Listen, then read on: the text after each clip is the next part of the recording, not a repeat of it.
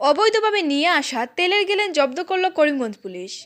গোপন সূত্রের ভিত্তিতে করিমগঞ্জ জেলার চরগুলা সংলগ্ন এলাকায় ৩ গাড়ি তেলের গ্যালেন জব্দ করা হয়। অবৈধ কাজে জড়িত ৪ জনকে আটক করা হয়। ধৃতরা হলেন ইজাজ আহমেদ, হোসেন আহমেদ, আসাবউদ্দিন, সাবন হোসেন। তদন্ত চালিয়ে যাচ্ছে পুলিশ।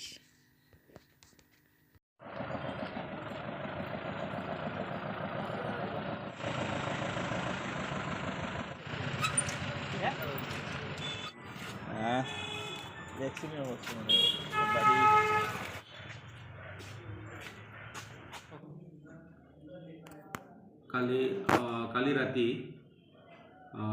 আমি এটা ইনফৰমেশ্যন পাইছিলোঁ কালাইন ফালৰ পৰা 4খন আছিল বুলি ক'লে মেজিক ট্ৰাকৰ চোৰাং যিটো তেল চোৰাংভাৱে বিক্ৰী কৰা পেট্ৰল আনি আছিলে। তো সেই হিচাপত আমি হাইৱেত নাকা চেকিং লগাইছোঁ। তেতিয়া আমি 3খন গাড়ী ধৰা পেলাইছোঁ আৰু এই 3খন গাড়ী আমি লৈ আহিছোঁ। লগতে 5জন মানুহ আছিলে, 5জন মানুহক এৰেষ্ট কৰিছোঁ। 5জনৰ নাম কি আছে? সম্পূৰ্ণ নাম এতিয়া মোৰ হাতত মোৰ মনত নাই, কিন্তু 5জন আছিলে। তাৰ ভিতৰতে যিজনে কিনি আনিছিল সেইজনো আছে তাতে। কিমান টকাৰ তেল হ'ব? টকা হিচাপততো আমি হিচাপ কৰা নাই, কিন্তু লিটাৰ হিচাপত প্ৰায় 4,000 লিটাৰ আছে। অবৈধ ন?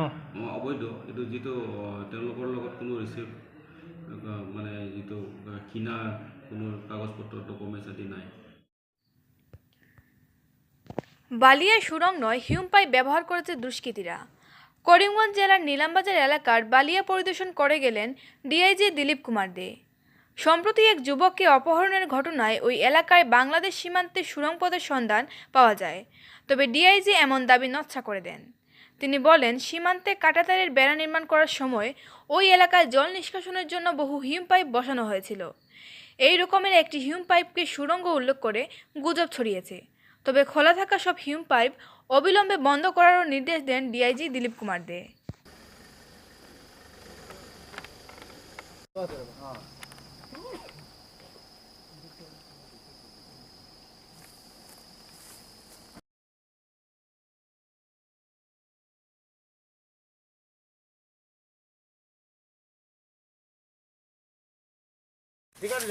अभी है छोड़ ये है और लगा एक डंडा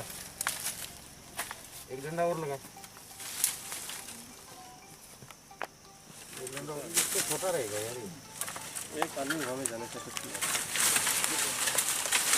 पकड़ना इसको, पकड़ इसको।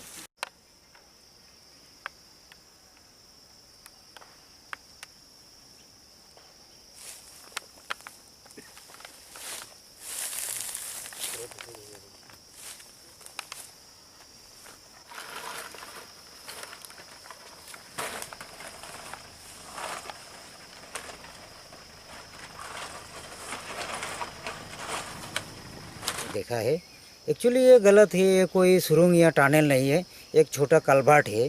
और जहाँ कलभाट बताया जा रहा है उसका अपोजिट में एक टी गार्डन का बड़ा टेकड़ी है, टीला है जो बोलते हैं।